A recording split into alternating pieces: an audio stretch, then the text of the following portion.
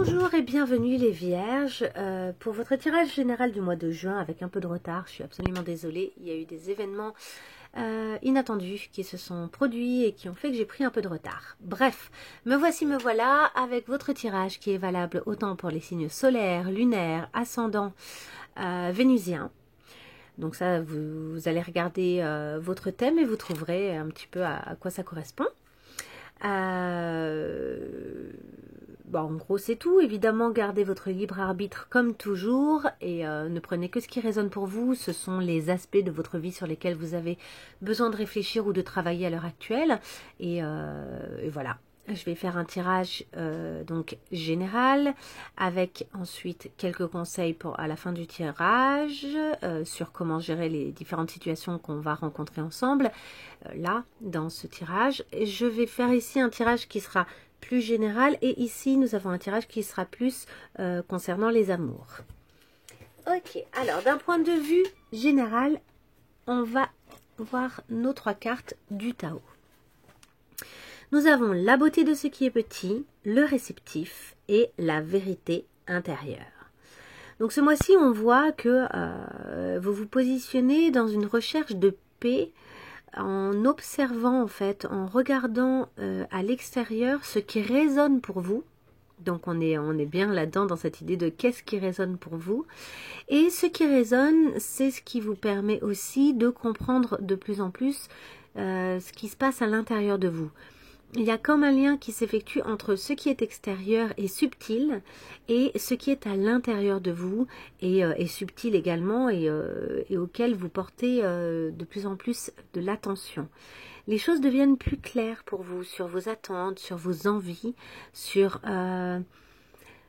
votre conscience peut-être aussi de choses. Vous avez une conscience qui s'affûte en fait. Vous êtes de plus en plus aussi en connexion avec ce qui est vrai. Qu'est-ce que la vérité? Alors après, chacun voit la vérité en fonction de sa spiritualité notamment, hein, parce que quand on parle de vérité, on ne parle pas uniquement de faits et de réalité. On parle de vérité universelle, enfin la vérité c'est vaste. Et donc voilà, là ce qui est intéressant, c'est que vous clarifiez ce qui est vrai pour vous. Et du coup, vous clarifiez votre vision et par conséquent, il y a des chances que vous clarifiez aussi à terme vos relations avec les autres et avec le monde de manière générale et votre vision et du travail et des relations et de l'amitié et de l'amour et de la famille, etc., etc. Il y a quelque chose comme ça qui se clarifie, je pense. Ce qui est intéressant, c'est que j'ai le sentiment que vous n'êtes pas du tout dans une position de « je sais tout ». Pardon, j'ai un qui coule un petit peu, c'est le pollen. Ouais, vous n'êtes pas du tout dans la position je sais tout, j'ai tout compris. Vous êtes plutôt dans l'accueil avec cet aspect réceptif, l'accueil de ce qui est et de choses aussi que vous ignoriez peut-être par le passé. Il y a une reconnexion aussi avec l'aspect maternel, hein. Que vous soyez un homme ou une femme, qu'importe. L'aspect maternel, ça peut être aussi notre propre mère, ce qu'elle a représenté pour nous, ce qu'elle nous a apporté, de quelle façon elle nous a fait en fait germer dans son corps, si je puis dire, comme des graines, hein, de quelle façon elle nous a fait grandir. Et la façon dont on utilise ça et dont on le vit désormais en fait. Qu'est-ce qu'on en fait maintenant en fait? Et il y a une espèce de connexion qui se fait entre des choses dont vous aviez probablement conscience quand vous étiez tout petit, que vous avez oublié en grandissant et qui reviennent à l'heure actuelle. Et qui donc se manifestent par ce qui est petit justement. C'est ça, la découverte de l'extraordinaire dans l'ordinaire. En ce moment, vous êtes capable de voir, d'entendre, de dire aussi des choses toutes petites, toutes simples. Et pour vous, elles deviennent immenses en fait. Elles ont tout autant de valeur que des événements extraordinaires. Et vous êtes dans une forme de simplicité. C'est ça que vous reconnaissez comme étant une vérité, je pense, pour vous. Un ralentissement, etc. Et c'est marrant parce que quand je vois ces cartes-là, j'ai l'impression que quand même le Covid, avec son côté qui nous a obligés en fait à ralentir, a été source de tout ce type de réflexion. Pour beaucoup de gens, Et bon, alors je ne sais pas comment les tenir, donc je vais juste les poser. Donc voilà, c'est un peu, ça a été pour vous l'occasion de, mais pour vous comme pour plein de gens, mais chez vous apparemment c'est très fort, de vous rendre compte de choses, de où est l'essentiel. Où est l'essentiel, vous voyez? Et donc vous ralentissez, vous revenez à un rythme plus humain, vous avez envie de cette humanité, de ce rythme-là. Ok, on va continuer avec notre carte de la déesse Ishtar. Donc je vais vous la lire. Ishtar, c'est une déesse blanche. Cette carte, elle est tirée de l'oracle de la lune. J'aime beaucoup cet oracle, je le trouve très intéressant.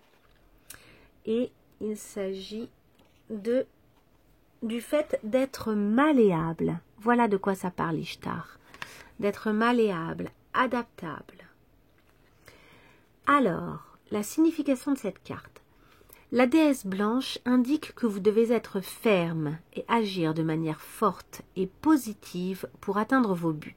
Donc il y a quand même cette idée d'une mise en action. Pas uniquement d'être dans un rythme très lent, etc.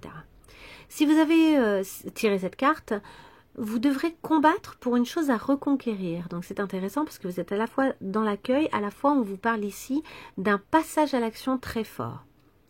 Il sera peut-être nécessaire de vous dépouiller symboliquement pour ne garder que l'essentiel. Donc on en revient à cette idée d'essentiel. Vous clarifiez pour vous ce qui est vrai, ce qui est essentiel, ce qui est important. Vous devrez tout laisser de côté pour livrer cette bataille spécifique et vous pourrez même avoir besoin d'aide à la fin. Donc on va voir ensuite comment va se dérouler votre mois. L'élément des poissons, parce que c'est la carte des poissons en l'occurrence, donc peut-être qu'il y aura des choses en lien avec un poisson pour vous ce mois-ci. L'élément des poissons, c'est l'eau, qui est capable de contourner, donc le côté malléable, de contourner ou de saper les obstacles qui sont au cœur de la signification de cette carte. Si elle est tirée, le mois de mars sera significatif pour ce qui concerne votre question. Donc il y a peut-être des choses qui se sont passées récemment au mois de mars, ou que vous attendez pour mars prochain, qui sont très symboliques et en lien avec votre évolution. Donc à vous de voir, est-ce qu'au mois de mars, il y a eu des événements en lien avec cette idée d'une reconquête ou de choix à faire et de viser plus l'essentiel, mais de se positionner clairement. Allez, on va aller semaine par semaine. Je vous fais un semainier pour voir un petit peu comment ça va se passer, en sachant que la première semaine du mois de juin est déjà passée. Alors, pour cette première semaine, je répète aussi que, évidemment, le temps, il n'est pas du jour 1 au jour 7, hein, quand je parle de semaine, c'est pas du lundi au dimanche, c'est plus flexible que ça, c'est à peu près une dizaine de jours, donc il y a des événements qui peuvent s'entrecroiser entre la première puis la deuxième semaine, et la deuxième et la troisième, etc., etc. Cette première semaine, nous avons l'originalité, la lumière, le bouclier et la réputation.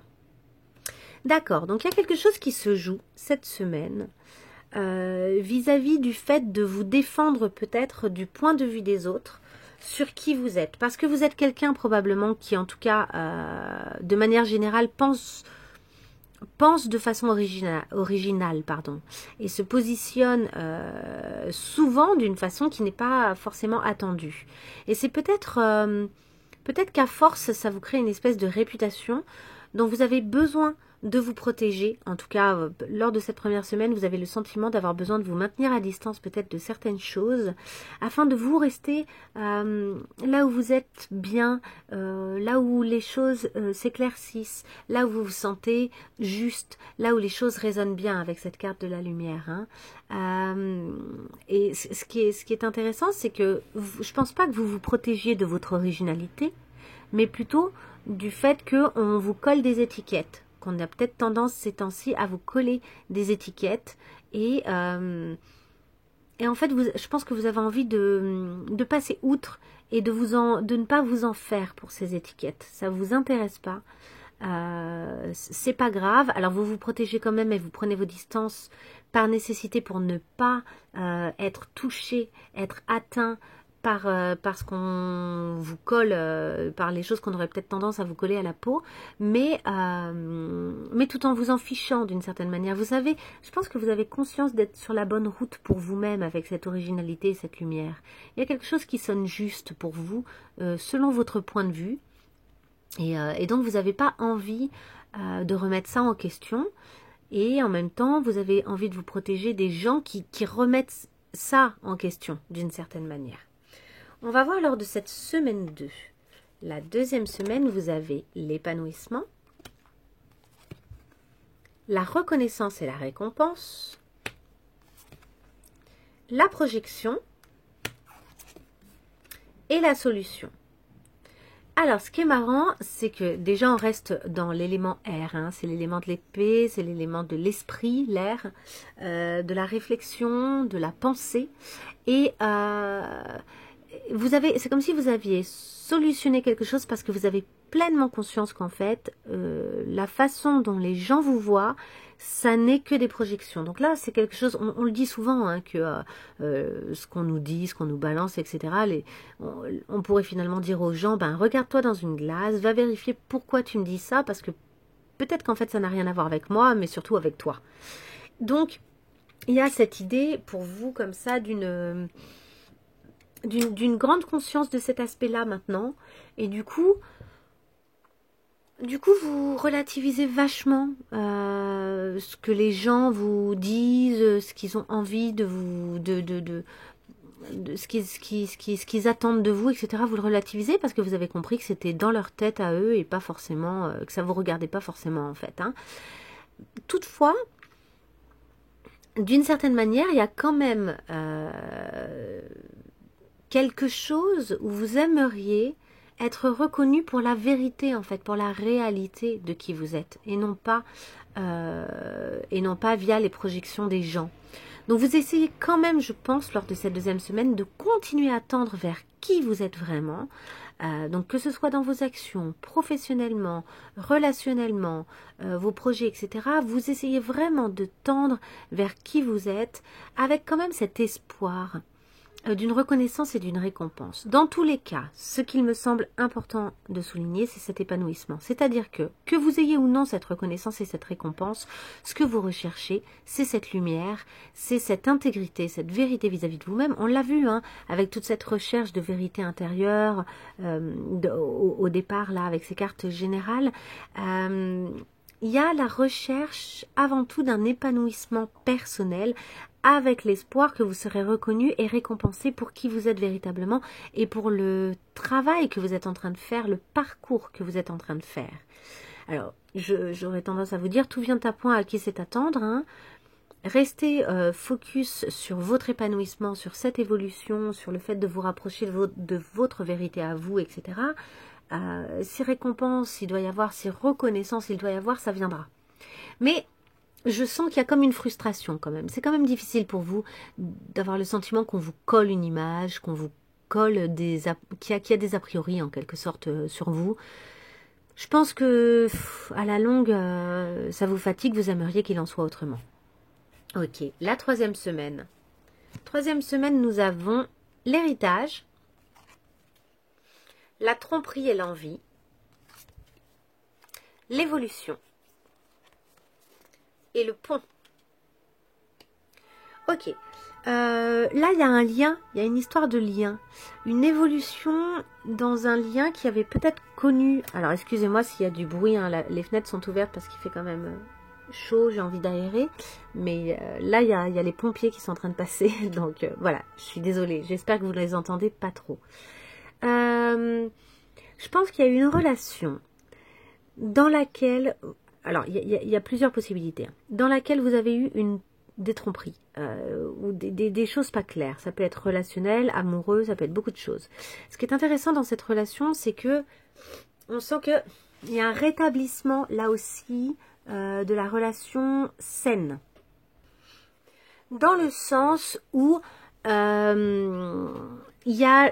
arrête de nier qu'il y a un lien. Vous voyez, ce pont, c'est vraiment le lien entre deux personnes. On arrête de nier qu'il y a un lien, on arrête de nier justement les projections, et en même temps, il y a une acceptation des différences, et de l'aspect complétude. Donc, on coupe avec un schéma qu'il y avait avant dans une relation pour la faire évoluer. Ce schéma, il venait évidemment donc d'un héritage, mais d'un héritage de justement toute notre enfance, la famille, etc. et des boulets qu'on transportait l'un l'autre dans cette relation. Donc je vous dis, ça peut très bien être une relation professionnelle, une relation amoureuse, familiale. Dans tous les cas, je pense qu'il y avait quelque chose ici qui venait d'un point de vue familial empêcher en fait la relation de sortir d'une forme de manipulation, ou en tout cas ça a auguré des manipulations par le passé, et là il y a une réparation, une évolution, un constat du fait que ça ne peut pas durer comme ça, mais aussi un constat du fait qu'on n'arrive plus à faire semblant. Et je pense que, évidemment, plus vous tendez vers votre vérité intérieure, plus, évidemment, les autres autour de vous sont obligés de faire tomber les masques. Hein. Alors, ça, c'était pour quelques personnes pour qui ça aura résonné, j'espère. Il y en a d'autres pour qui ça pourrait résonner autrement. C'est-à-dire que les reconnaissances, les récompenses, etc., je pense que vous êtes en train de vous rendre compte que tout ça, ça reste des choses de l'ordre de l'ego. Donc, sur lesquelles, en fait, et pour lesquels, par le passé, vous avez porté des masques, et pour lesquels, en fait, des choses sur lesquelles vous vous êtes basé du point de vue d'une envie. C'est-à-dire que, par exemple, en regardant les réseaux sociaux, vous vous êtes dit, ouais, un tel, une telle, elle réussit mieux sa vie, etc., etc. Donc, il y a une envie, mais qui est basée sur une erreur, parce qu'évidemment, c'est que des projections, et évidemment, on ne sait pas ce qui se passe pour les autres, c'est pas nouveau, mais pour autant, vous vous êtes peut-être basé sur des choses comme ça, pour guider vos envies en vue d'une reconnaissance et d'une récompense, et notamment professionnelle. Et pourquoi pas relationnelle, familiale, etc. Les parents qui attendent par exemple que vous ayez des enfants, les parents qui attendent que vous vous mariez, ou une stabilisation de votre relation, etc. Et vous avez peut-être fait les choses comme ça pour des questions d'image. Et là, vous êtes en train d'évoluer et de vous rendre compte que ce qui compte véritablement, c'est le lien de manière générale, que ce soit professionnellement, que ce soit au niveau familial, au niveau amical, etc. Ce qui compte véritablement, c'est le lien profond. Autour de ça, tout peut se construire. Autour de ça, tout peut se construire. Donc je pense que là, il y a une espèce lors de cette 3e semaine, de réparation profonde d'un système que vous aviez peut-être, qui vous mettait en porte-à-faux et dans quelque chose de un peu fake avec les autres. Il y a peut-être une histoire d'héritage concrètement, d'argent qui rentre, de choses à construire à partir d'un budget qui nous est donné. Il y a peut-être des questions comme ça financières, quelque chose qui vient des finances. Il y a peut-être aussi quelque chose de l'ordre de, ici c'est le signe du Scorpion. Le Scorpion, en l'occurrence, il signifie souvent les choses intérieures, un peu cachées, pas tout à fait, oui, un peu inconscientes en fait. Et c'est comme s'il y avait des choses inconscientes qui étaient en train de remonter progressivement à la surface et de mettre en évidence les liens importants dans votre vie également. Voilà, prenez ce qui résonne, hein. Il y a plein de choses là avec ces 4 cartes. On va sur la 4e semaine. Cette 4e semaine, nous avons la perte. La passion enflammée, la distance et le ressourcement. Alors, la perte, ça peut être évidemment des tas de choses, ça peut être relationnel, ça peut être financier, ça peut être aussi la perte de repères. Vous avez peut-être le sentiment lors de cette 4e semaine de plus savoir où vous en êtes, vis-à-vis de quelque chose qui par le passé vous a enflammé, vous a auguré chez vous une passion en fait, hein. Donc ça peut être une passion artistique, une passion amoureuse, ça peut être des tas de choses, et là peut-être que vous sentez que vous perdez un peu le feu sacré. Ce feu qui s'éloigne, qui est... Enfin, j'allais dire qui se met à distance. Je me dis que qui est intéressant, c'est peut-être que c'est à vous de prendre de la distance vis-à-vis de ce feu, dans le sens où, et non pas le laisser lui juste s'éloigner, juste cette passion s'éloigner. Je pense qu'il y a un moment où si ce feu, vous êtes en train de le perdre un peu, c'est peut-être qu'il est temps pour vous d'aller vous ressourcer en prenant le large. Donc en prenant le large, il y a plein de façons de prendre le large. C'est pas à moi de vous dire de quelle façon il est intéressant pour vous de vous ressourcer. Mais je pense que pour retrouver véritablement la passion, pour éclaircir peut-être de nouveau, il y a peut-être un moment où vous allez être perdu. Parce que aussi, évidemment, si vous faites un parcours personnel pour essayer de comprendre de mieux en mieux votre vérité intérieure, et vraiment personnel, quoi. Qu'est-ce qui est essentiel pour vous? Eh ben, ça finit forcément par remettre en question ce qui à l'origine, était une source de passion et de vie pour vous. Et du coup, il y a une grosse perte de repères. C'est pas étonnant, mais ça tient à vous, je pense, là, de retrouver, de vous ressourcer, de retrouver... pas forcément cette passion, hein, ce sera peut-être une autre, mais d'apaiser en fait, d'apaiser le feu. Hein. Nous avons ici la passion enflammée, ici c'est du feu, nous sommes dans le feu, cette carte-là. Donc dans le désir, l'envie, justement, on retrouve cette idée d'une envie, etc. Et là, je pense que vous avez besoin d'eau, vous avez besoin de parcourir de la distance. L'eau va apaiser ce feu, va l'éteindre un peu momentanément. Parce que la passion, c'est génial, mais ça peut aussi brûler beaucoup de choses et faire opter pour des choix qui, en réalité, sont pas ceux qui résonnent profondément avec nous. Et moi, j'ai l'impression que c'est comme si vous étiez en train d'admettre qu'il y a une discordance entre ce qui était important pour vous par le passé et ce qui est important pour vous aujourd'hui. Je vous dis, hein, cette histoire de Covid, on a tous fait un parcours monumental. Hein. Je pense qu'il y a plein de gens là qui ont vécu des choses très intenses. Et vous avez là le sentiment que tout n'est pas exactement, tout ne résonne pas exactement de la bonne façon, tout n'est pas exactement à la place où ça devrait être.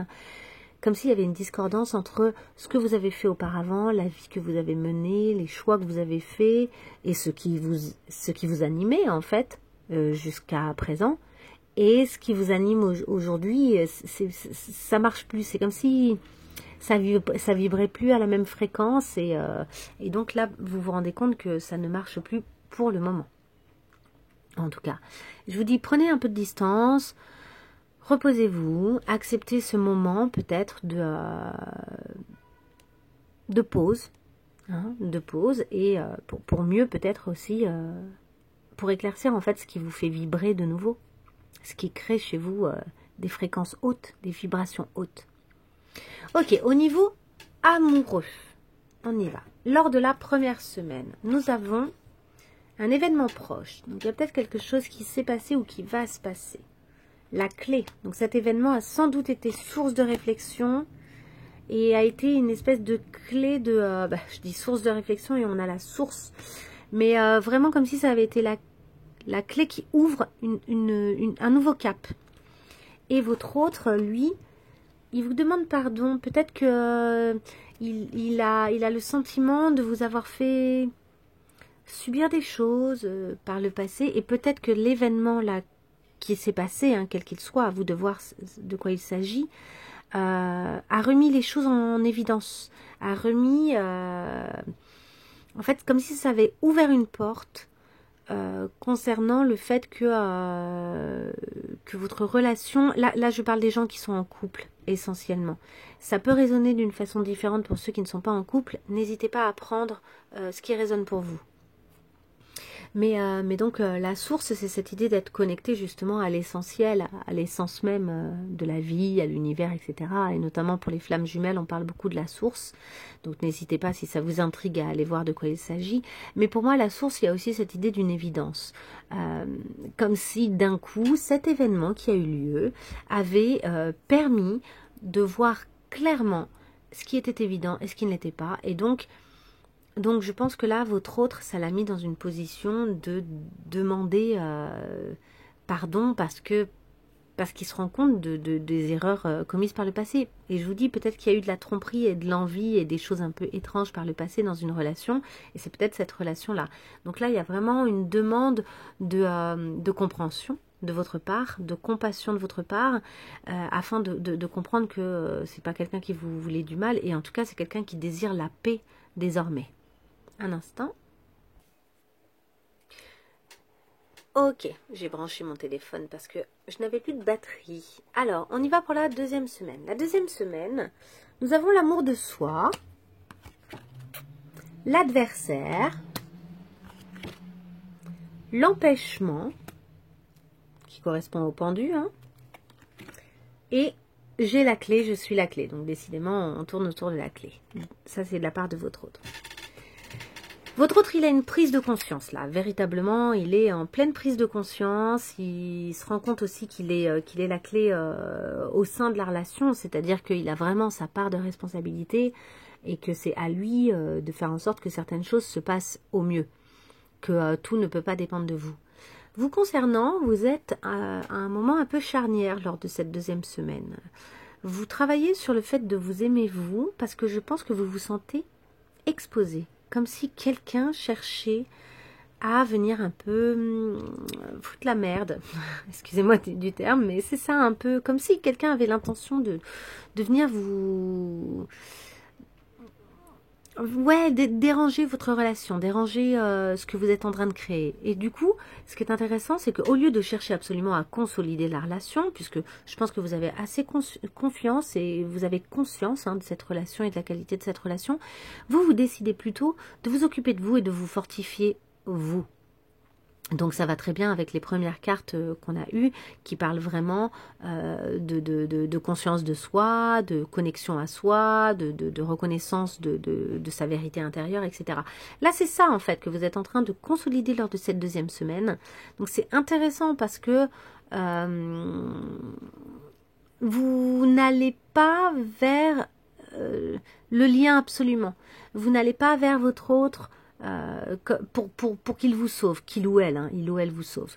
Vous vous occupez de vous parce que vous avez conscience qu'en vous consolidant vous, vous allez pouvoir dépasser l'adversité. Toutefois, c'est pas une mince affaire. C'est-à-dire que vous sentez bien que c'est pas facile, vous vous sentez dans une situation un peu inconfortable. Mais j'ai l'impression que dans cet inconfort, vous cherchez quand même la meilleure issue. Et la meilleure issue, vous considérez qu'elle se passe par l'amour de vous et non pas par le fait d'affronter ou de rentrer dans des conflits ou quoi que ce soit.